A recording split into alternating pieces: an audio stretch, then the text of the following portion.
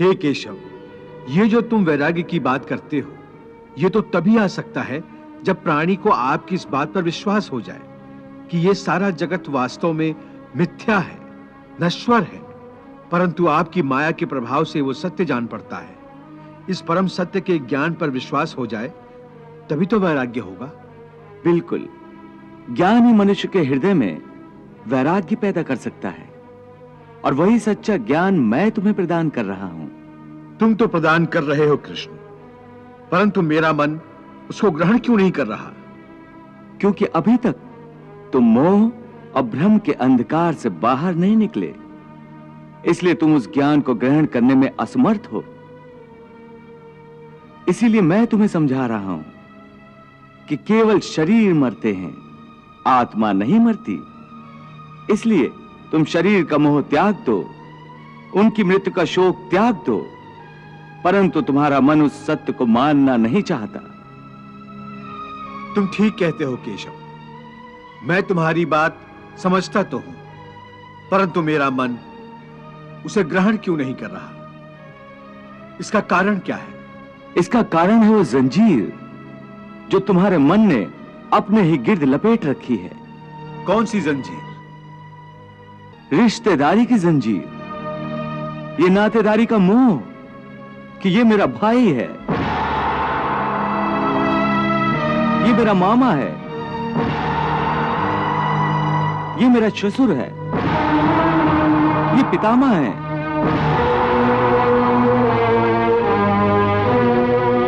तुम ठीक कहते हो कि रिश्ते नातों की जंजीरों ने मुझे चारों तरफ से जकड़ रखा है, परंतु मैं इस जंजीर को कैसे तोड़ दूं?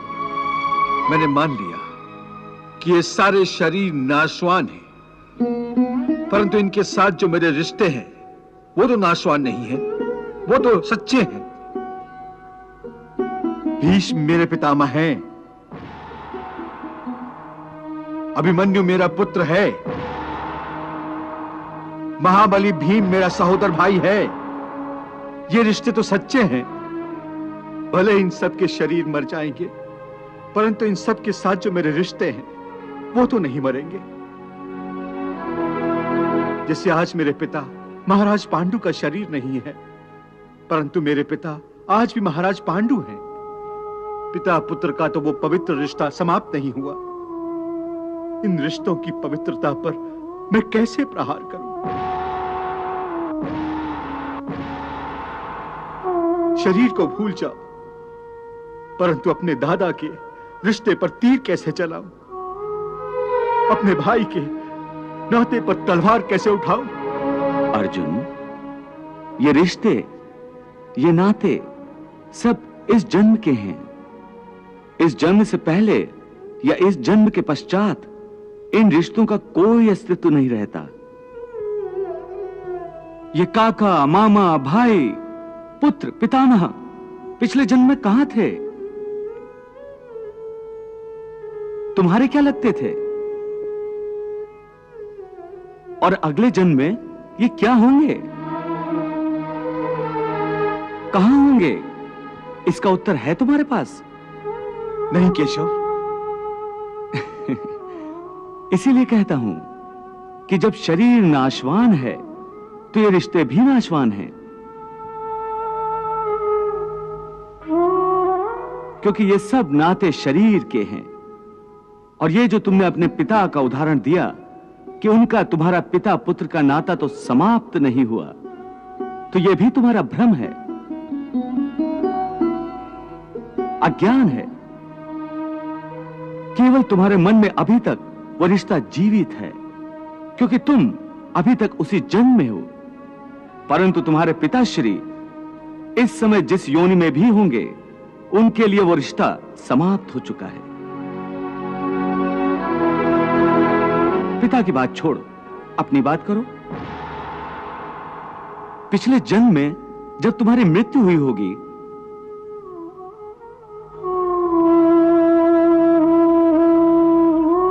उस समय तुम्हारे सब संबंधी रिश्तेदार रोए होंगे।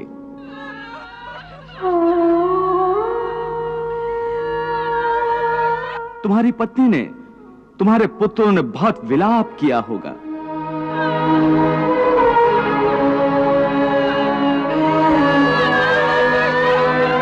परंतु आज इस जन्म में तुम्हें याद भी नहीं कि किस किस ने तुम्हारी मृत्यु पर विलाप किया था।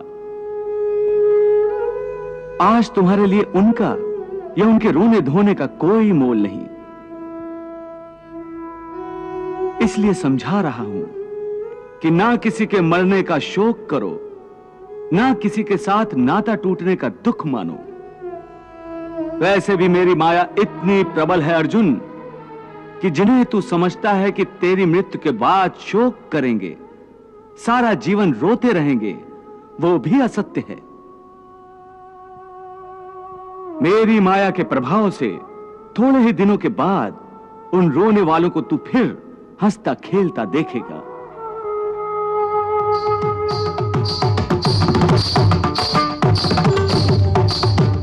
मित्र 4 दिन रोता है, भाई 10 दिन रोता है, पत्नी उससे अधिक रोती है, माता सबसे अधिक समय तक रोती है, परंतु सबके आंसू धीरे धीरे सूख जाते हैं और उन आंखों में फिर से नए नए सपनों की रोशनी चमकने लगती है।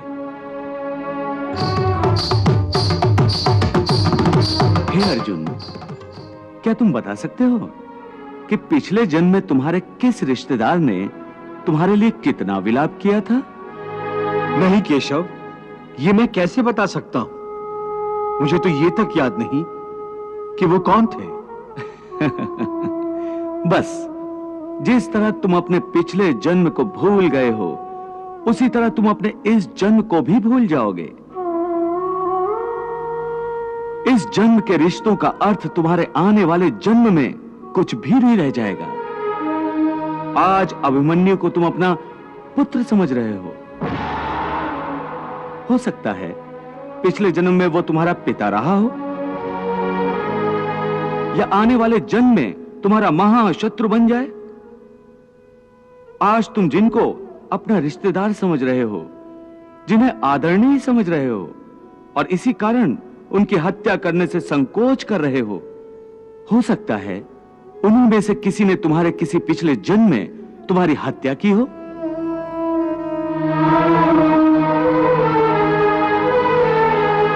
या तुम्हें अगले जन्म में उनकी हत्या कर दो। हे अर्जुन, ये रिश्ते शरीर के जन्म के साथ पैदा होते हैं और शरीर की मृत्यु के साथ मर जाते हैं। इसलिए इन रिश्ते नातों के चक्रव्यूह से बाहर आ जाओ। आत्मा अमर है, इस अमर सत्य को पहचानो। रिश्ते तो बदलते रहते हैं। हे अर्जुन, इसलिए तुम्हें न रिश्तों से मोह करना चाहिए, न रिश्तों के टूटने का शोक करना चाहिए। यही सांख्य योग का ज्ञान है कि मनुष्य को एक सन्यासी की भांति सोचना चाहिए कि ये सब रिश्ते नाते मोह को उत्पन्न करते हैं, और मोह इन रिश्तों को इतनी जोर से पकड़ लेता है जैसे एक लोभी पुरुष नदी में डूबते हुए भी धन की गठरी को नहीं छोड़ता।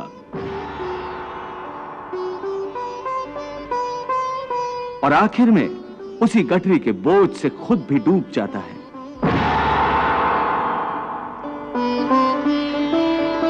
इसलिए अपने मन को सन्यासी बनाओ और इस मोह के बंधनों को छोड़ो, और इस बात पर ध्यान दो कि इस समय तुम्हारा कर्तव्य क्या है, तुम्हारा धर्म क्या है, और उसी के अनुसार कर्म करो। हे केशव, एक तरफ तुम सन्यास की बात करते हो, सन्यासी की भांति सब नाते रिश्तों के बंधन को तोड़ने को कह रहे हो, और दूसरी ओर मुझे कर्म करने को कह रहे हो। ये दोनों बातें विरोधी हैं। तुम जानते हो कि मनुष्य जब कोई कर्म करता है तो उस कर्म का कोई कारण होता है, कोई प्रेरक होता है जिसकी प्रेरणा से मनुष्य कर्म करता है। कोई भावना तो होती है जिस भावना की पूर्ति के लिए मनुष्य अच्छा बुरा कोई भी कर्म करता है। अर्थात कर्म की जड़ में एक भावना होती है, और भावना की जड़ में कोई ना कोई रिश्ता होता है, क्योंकि किसी न किसी रिश्ते की जड़ से ही तो भावना पैदा होती है। इसलिए यदि मनुष्य सारे रिश्ते तोड़ देगा, अपनी भावना को त्याग देगा, तो फिर वो कर्म किसके लिए करेगा? अपने धर्म के लिए। धर्म के लिए? हाँ, अपने धर्म के लिए। अर्थात धर्म के लिए भावना की आवश्यकता नहीं होती? नहीं, धर्म के लिए भावना की नहीं, बल्कि अपने कर्तव्य के ज्ञान की आवश्यकता है। वाह प्रभु वाह।